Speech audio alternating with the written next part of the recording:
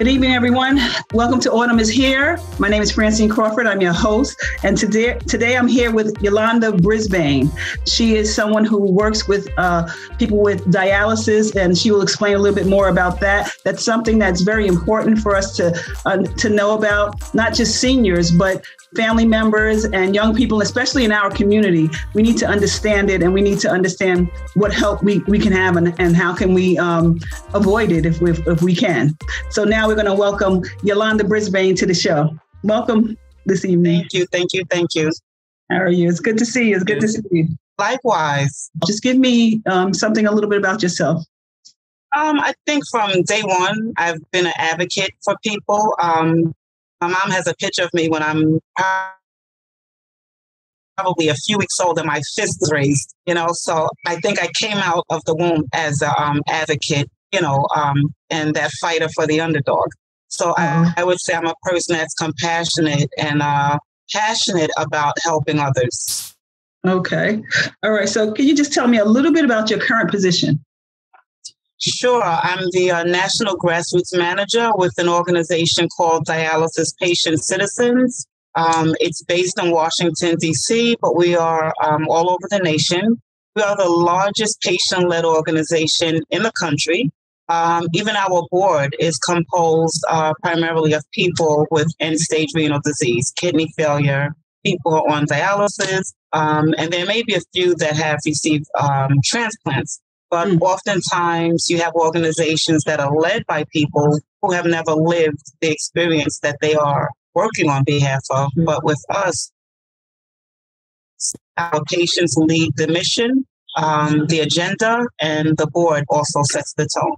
So I'm the grassroots manager, and my role is to elevate the voice of patients throughout the nation, also to get our patient ambassadors trained so that they themselves can become advocates in their local communities, as well as at the congressional level with our Congress members.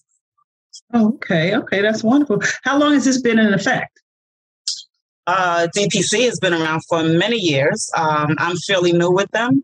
I don't think I'm 6 months old yet.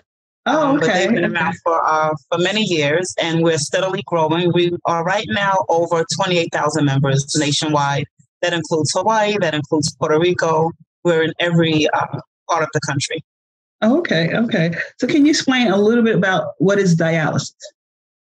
Sure. Dialysis happens, it's a treatment, and it's required when a person's kidneys stop working and performing. So oftentimes a person will have an acute situation and they will crash into dialysis. In the dialysis community, we call it crashing into dialysis.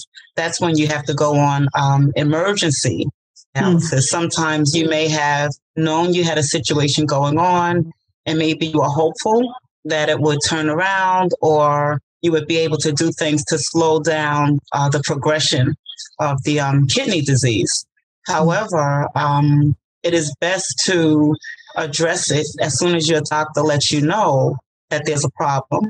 Most times it does not reverse. And once you hit stage 5 renal failure, that's where your kidneys are working at approximately 10 to 15%, which is not good. So if you don't have some type of a treatment, you're talking about a life and death situation. Some people have a situation where they know that dialysis may become necessary down the line. And what they'll do is they'll take proactive steps and have what's called a fistula placed in the arm. And sometimes that's done a year in advance, so it has a chance to mature, so that when it's time for you to go on dialysis, you're ready to go. Otherwise, you end up with an emergency catheter, which is usually placed in your chest. When it's done on an emergency basis, the catheter is placed in your chest, and then the doctors have to put the fistula in, and you keep the catheter and receive your dialysis treatment by means of the catheter until that fistula is matured enough to handle the machine. And the machine is like an artificial kidney. Oh, okay. Well, okay. Two things I just want to ask. One, the fistula. That's something you said that you have to put in, and it takes some time to. What is it doing that you have to put it in advance? What is it supposed to do, like in your arm? Right. So what it does, it has to build up and be strengthened, because when you go on dialysis, there are needles that are placed into the arm. And when those needles are placed in, the machine, the dialysis machine, is pretty much an artificial kidney. So that is pumping blood out of your body, and then the machine cleanses the blood and brings it back into your body. So the fistula has to be matured enough and strong enough so that it can handle the blood coming in and the blood coming out without any problems. Okay. So it takes time to kind of like set in. Yes, absolutely.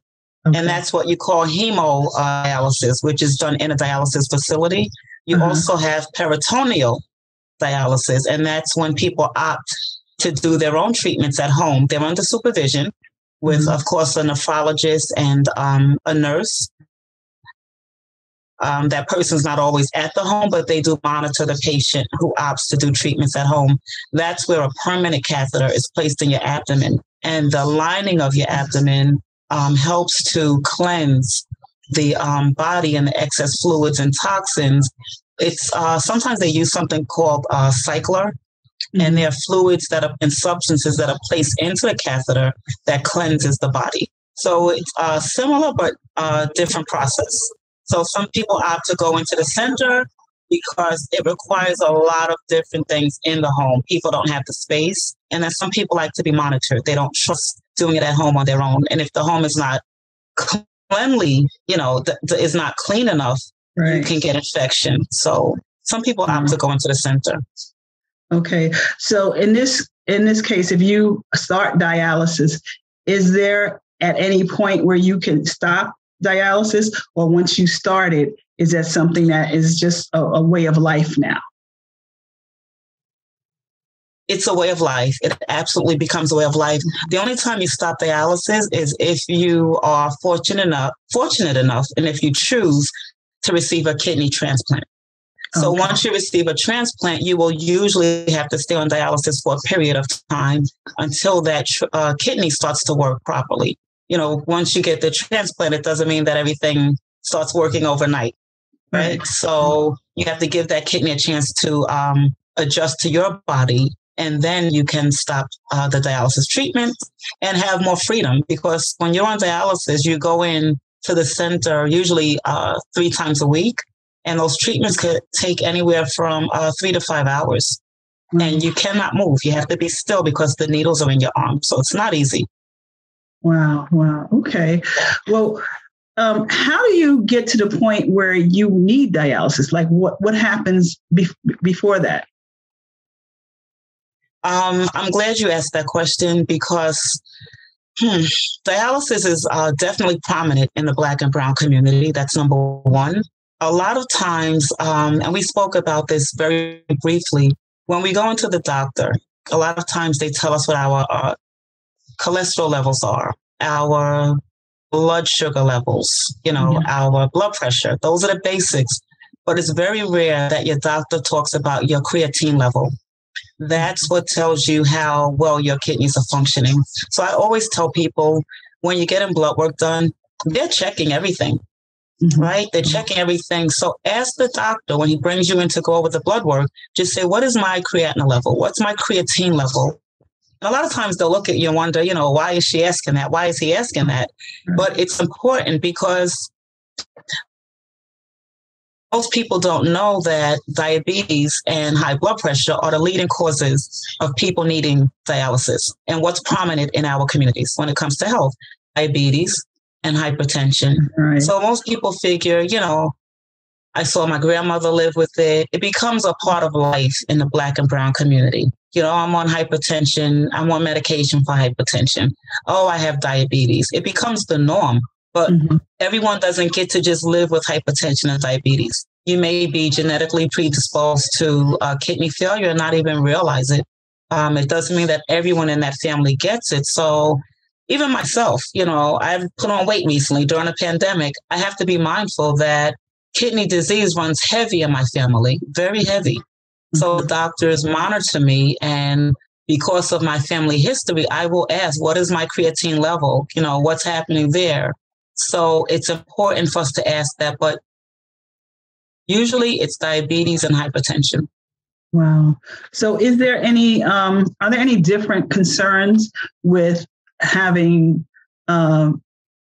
to be able to be on a dialysis machine or anything like that, that kind of treatment between being an elderly person or someone, because it can be anybody, you can be 20, you can be 30, you can be 40. So is there any difference in caring or risk for an elderly person? I think it depends on each person. Everyone handles it differently. What I could say that I've experienced in talking to dialysis patients across, the board and over the years, even before fulfilling this position, is it's a mindset. Most times people have to come to terms with, I have to live with dialysis. So I think the biggest thing is it depends on the mindset. My mom went on when she was about 65. She's now 80. And she's recently had a complication, but prior to that, she's never been hospitalized. She's never missed a treatment. She's been like that poster child. And she has her cheat days and eats and drinks what she wants, but she never goes overboard. So I would say with someone that's elderly, you want to just be mindful because they may have other things going on, right? So our older population needs extra special care, even without dialysis. So if they are on dialysis, you want to be just mindful. Sometimes it's very draining.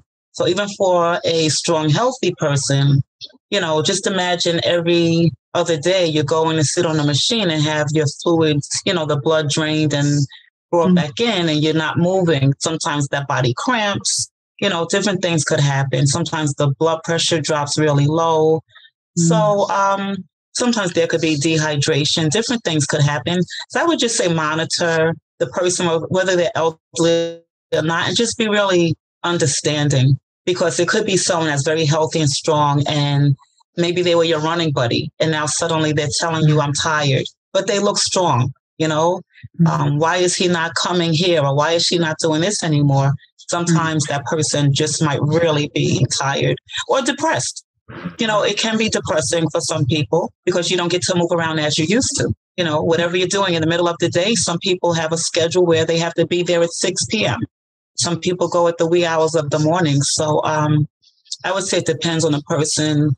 And it's not an older person's illness, kidney disease.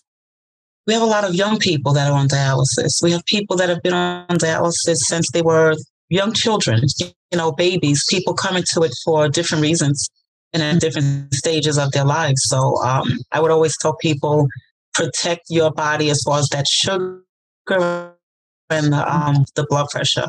Watch the salt intake and those things, including me. Yeah. Is that how you got interested in dialysis, or that's how you learned about it, by your mom and caring for your mom? Absolutely. My dad died when I was 14. That was my superhero. My world was turned upside down. And he was in the hospital. I didn't quite know what it was.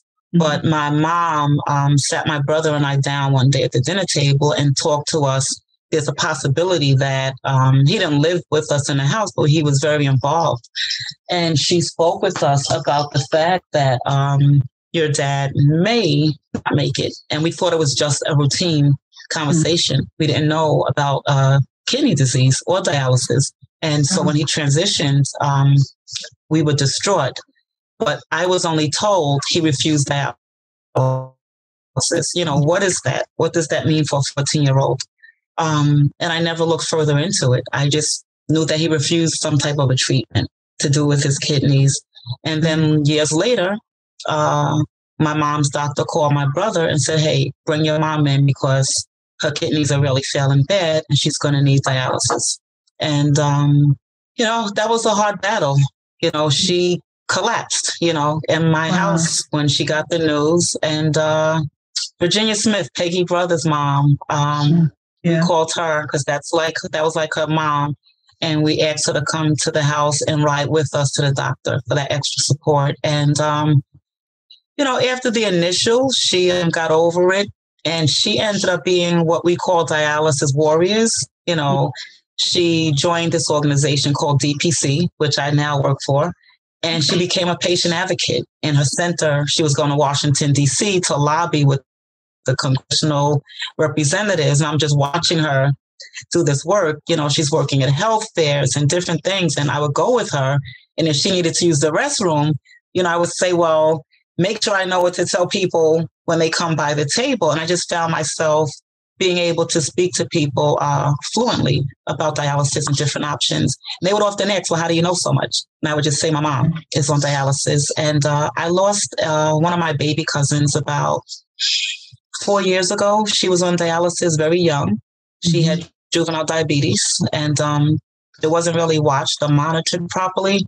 So she ended up on dialysis in her 30s, late 20s or early 30s.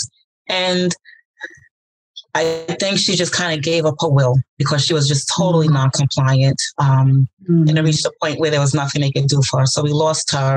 I have 2 other relatives very near and dear to me on dialysis. They both ended up on dialysis about 7 years ago.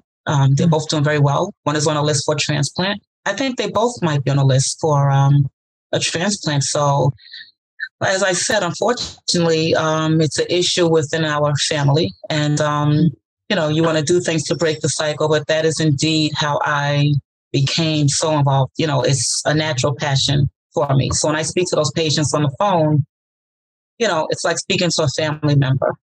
And when they say, what you're so helpful, I didn't think I would get this type of information. And I let them know I come from a family of dialysis warriors, and it's not your typical 1-800 call. It's not. You want to connect to people and really give them hope and let them know that I'm not sitting in that chair, but I know for a fact that you can do it. You absolutely can. Right. So you got inspired by, it's in your family. So your mom seemed to be able to adapt to it and become a warrior. But I'm sure for you sometimes trying to take care of her, trying to get on the right track, like it wasn't just totally smooth. I'm sure that she, being a senior and being someone who has this, disease that she, of course, that she knows about, you know what I mean? She's familiar with it. So that must have been, a little difficult. Were there any times where she, you had to really, emphasize to her and keep her on track and keep her uplifted and things like that? Absolutely. In the very beginning, she had some other medical stuff going on at the time. So she was discharged to the hospital to me where I was living. And I let her know, I want you to stay until you're strong enough to walk out the door on your own. Mm-hmm. Right. She had lost her vision at one point. Yes. Everything was happening all at one time. But I remember one day we were leaving to go out the door and she had on 2 different color socks. And my mom loves fashion. She loves her clothes. She loves her shoes. And I said, you have on the wrong color socks. She goes, yeah, I don't care. Wow. And I said, we're not going to do that. I said, we're not going to do that. You're going to change your socks and you're going to dress like you always have done. And you're going to still be who you are. So, it was really being supportive. And then there were days that she cried and I didn't even know, that she cried or just how depressed she was. But, over the years we talk and we battle through. I always say dialysis is a family thing. And then just watching her be so strong. She was going on a shift where she had to leave at 4:30 in the morning. Wow. So it didn't matter if it was a snowstorm, blizzard, whatever it was, she had to get up and go. And she's never missed a treatment. I think in 17 years she may have missed 1 or 2 treatments. Wow. So she's battled through, all of those things. But it could be trying because my mom's had other stuff going on. And when you're that sole caregiver, it could get rough, especially more recently. And thank God I have a brother who is, spot on. There were times he was running more than I was, and we just do a rotation. Mm-hmm. He lives upstate now, so it's not, I don't have him here physically anymore, right. But he's a huge support. He comes in and out when he can. But it could be taxing. I wouldn't lie to anyone and say it's not, especially caretaking for a parent or a spouse. You have to watch yourself. Mm-hmm. You have to watch yourself because a lot of my recent weight gain, I let the stress get the best of me. And I'm a pranic healer, but at one point you had therapists coming in and out of the house. You had nurses coming in and out. I'm running to different hospitals because she was in 2 different hospitals. my rehab facility for 3 months. And it was a lot. It's a lot. And I have an 8-year-old I'm raising. So it was hectic. And I had to acknowledge, like, girl, you're falling apart, and just letting my circle know I'm not okay right now, and knowing that you're not okay. I put something on Facebook recently. Sometimes we don't know we're not okay. So if you're caretaking, have your friends keep an eye on you, right? Because your friends will be the first one to tell you you're not yourself. It could be you're not answering their messages. It could be something very simple that's a telltale sign that the caregiver needs support also. So that's important. Right. So do you have some ways that you take care of yourself? Do you step away from it at all? Or do you, is there anything that you do that, when you know that you just are overwhelmed? Are there things that you do? Is it meditation? Do you go to therapy? Anything like that? Definitely meditation, a lot of prayer. That's something I believe strongly in, a lot of prayer. My belief and faith is at that level, but nevertheless, there are days where I just say, you know what, I don't want to hear prayer. I just give me a glass of wine, But for the most part, it's prayer, and also being a member of the Noble Touch Planet Healing organization, being able to work on myself sometimes. But even with that, at one point I was in the gym, and I remember getting a call. I was in the gym doing push-ups on the floor. And when I saw that it was the hospital calling, I kept the phone nearby because we were waiting to see what decision was going to be made with my mom. And when I saw that it was the doctor calling, I put the phone in front of me and I kept going with my push-ups while we were talking. We're not super beings. Right. So we have to allow ourselves to be human and cry, or sometimes even be angry. Sometimes I found myself being angry that my mom is aging. That's my girl. And you look and you say, wow, this is different. And I found myself being mad because she was getting older.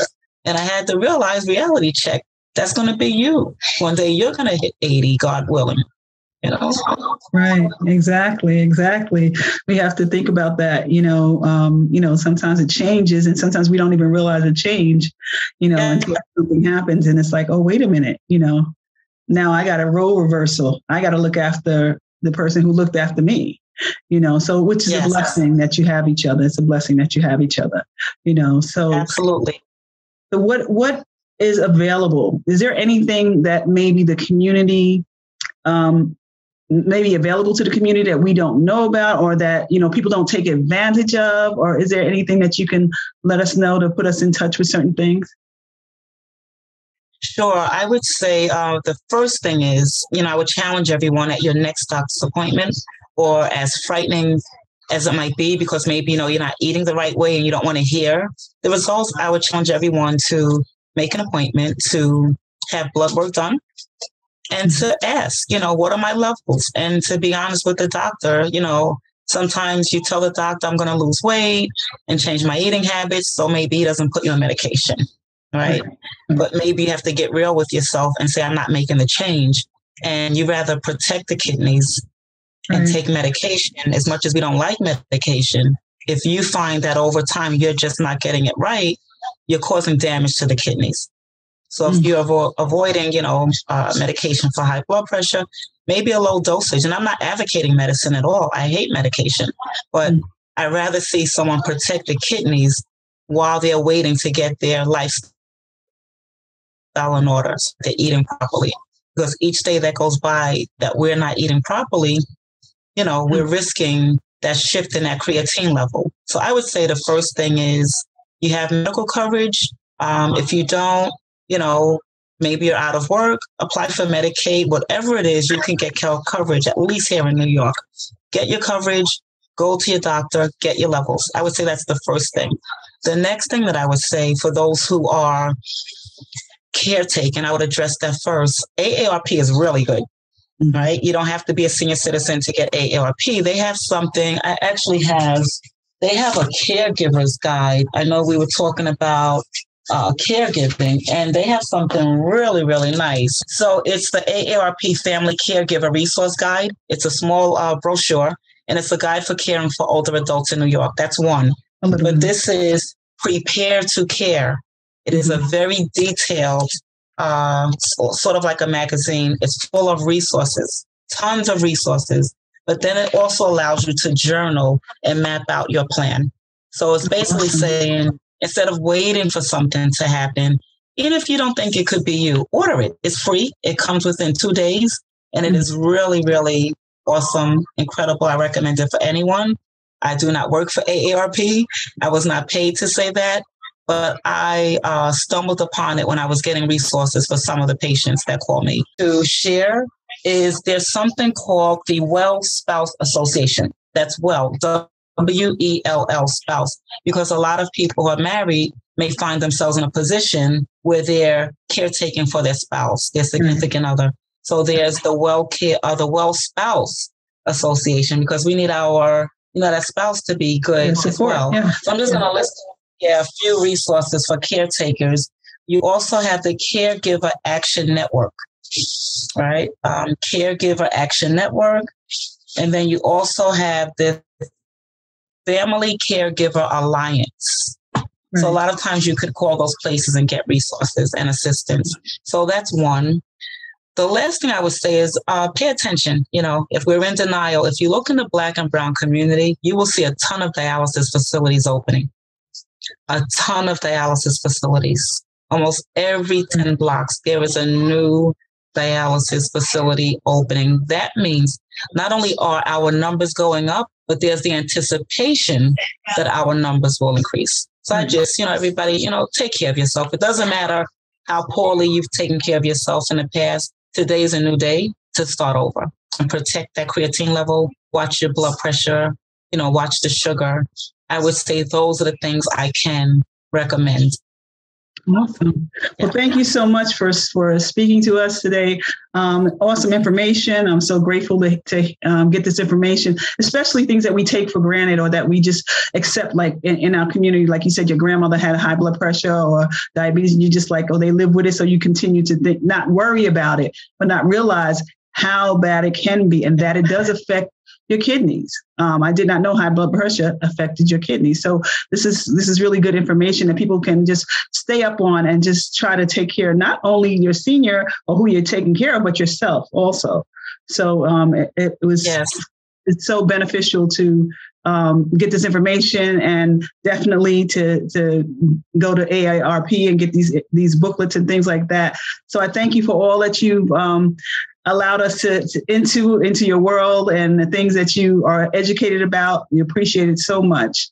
So thank you for this evening, and thank you for taking the time. It's really very valuable. It's very valuable. It was my absolute pleasure to share the information. Sharing is caring, and knowledge is power. And just for anyone that is on dialysis, the membership to the organization that I do work for is absolutely free. The membership is incredible. You simply have to go to Dialysis Patient Citizens, and there's a postcard online that you could fill out. It takes less than 5 minutes. You could fill it out. If anyone wants to reach me directly, if you don't mind, I could give them my number, being that I'm doing this through you. Absolutely. And that number is 202-768-3683. If anyone wants to speak to me on a more personal level, that's not a problem. All right. And every month we have a support call with experts that come on. So even if you're not on dialysis, we have a lot of members that are family members or healthcare practitioners who also join so that they can empower the people around them. So each month we have a support call. July 12th, there's another call. You can get the information from me. That call will be on traveling, how do dialysis patients travel, because you could travel the world. Right. One of my relatives went to Barbados 2 times. My mother's been all over the country. So you can travel. So those are some of the things that we offer, that type of information. All right. So it's been a pleasure. It's been a pleasure to speak to you. Thank you so much. You're very welcome. Have a blessed night. All right. Stay safe, everyone. All right. Bye-bye.